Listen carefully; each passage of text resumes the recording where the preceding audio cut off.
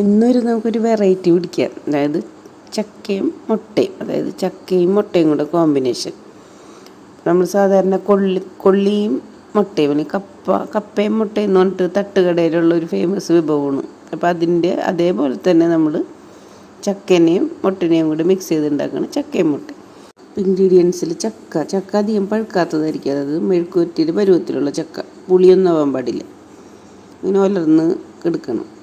പിന്നെ അടുത്തത് സവാള വേണം, മുട്ട വേണം, മല്ലിയില വേണം, പച്ചമുളക്, ഇഞ്ചി, വെളുത്തുള്ളി വേണം. വെളുത്തുള്ളി ഒരു 5-6 പറ്റു മതി. പിന്നെ നെക്സ്റ്റ് പരിപാടി എന്ന് പറഞ്ഞാൽ നമ്മുടെ സ്ക്രാമ്പിൾഡ് എഗ്ഗ്, അതായത് മുട്ട കൊത്തിപ്പൊരിച്ചെടുക്കുക. അതിൽ വേറെ മസാല എന്ന് പറഞ്ഞാൽ കുരുമുളക് പൊടി മാത്രം ഇട്ടാൽ മതി, കുറച്ച് ഉപ്പും ഇട്ടാൽ മതി. വേറെ കാര്യമായിട്ടുള്ള മസാലകളൊന്നും ഇടണ്ട. പക്ഷേ നമ്മൾ ഇനിയും ഈ കുരുമുളക് പൊടിയൊക്കെ ഇടുമല്ലോ.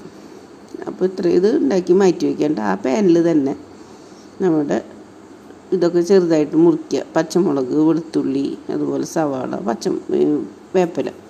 അപ്പോൾ ഇതൊന്ന് വഴറ്റണം.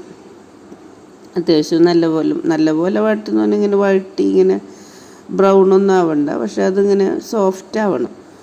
അതായത് ഇതിൻ്റെ ഫ്ലേവറൊക്കെ വരണം, വെളുത്തുള്ളിയുടെ ഫ്ലേവർ വരണം, സവാള ഒന്ന് സോഫ്റ്റ് ആവണം, അത്രയും മതി.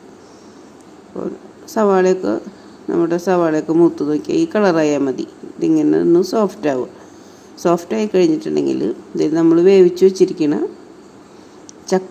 ചക്ക ശ്രദ്ധിക്കണം, അധികം ഇത് മൂക്കാൻ അത്രയും ഉപ്പ് പാടുള്ളൂ. ഇത് മഞ്ഞൾപ്പൊടി ഇട്ട് വേവിച്ചിട്ടുള്ളതാണ്, മഞ്ഞൾപ്പൊടിയും ഉപ്പിട്ട് വേവിച്ച ചക്ക. അപ്പോൾ ഈ ചക്ക നോക്കി ഇങ്ങനെ ഇതേപോലെ ഒലന്നിരിക്കണം. അപ്പോൾ നമ്മൾ മുറിക്കുമ്പോൾ വലിയ കഷ്ണങ്ങളായിട്ട് മുറിക്കണം. അത് കഴിഞ്ഞിട്ട് അതിൽ കുരുമുളക് പൊടിയും കുറച്ച് ഗരം മസാല, ഞാനിപ്പോൾ ഇവിടെ 1 കപ്പ് ചക്കയിൽ എടുത്തിട്ടുള്ളൂ.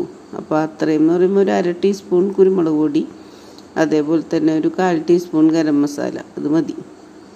എന്നിട്ട് നല്ലപോലെ മിക്സ് ചെയ്യണം. കണ്ടിട്ടുണ്ടാവും തട്ടുകടയിൽ ഇങ്ങനെ 2 ഇത് വെച്ചിട്ട് മിക്സ് ചെയ്യണത് കപ്പേനെ. അത്രയൊന്നും നമ്മൾ മിക്സ് ചെയ്യേണ്ട ആവശ്യമില്ല, ഇത് സോഫ്റ്റ് അല്ലേ ഓൾറെഡി. അപ്പോൾ ഇതിനെ നല്ലപോലെ മിക്സ് ചെയ്യണം. ഇതിട്ടിട്ട് മുട്ടയിടുക, ഇങ്ങനെ മിക്സ് ചെയ്യണം. നോക്കി ഇതേപോലെ നല്ലപോലെ രണ്ടും കൂടെ മിക്സ് ആവണം. അതായത് മുട്ട വേറെ കപ്പ വേറെ കിടക്കരുത്, രണ്ടും കൂടെ അങ്ങോട്ട് കമ്പൈൻ ആവണം. അപ്പോൾ ആ സൈസിൽ ഇതേപോലെ കുത്തി ഉടച്ച് മിക്സ് ചെയ്യുക. അപ്പോൾ നമ്മളുടെ കപ്പയും മുട്ട റെഡി. എത്ര ഉള്ളു പണി, വേഗമാവും.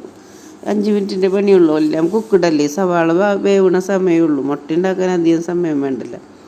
എന്നിട്ട് ഇതിൽ നമ്മൾ കുറച്ച് ഈ കഴിക്കുന്ന സമയത്ത് ഗാർണിഷ് ചെയ്യാൻ വേണ്ടി കുറച്ച് ഈ സവാളയൊക്കെ പച്ച സവാള കഴിക്കുന്ന ടേസ്റ്റ് നല്ലതാണ്. പച്ച സവാള കഴിക്കണം നല്ലതാണ്.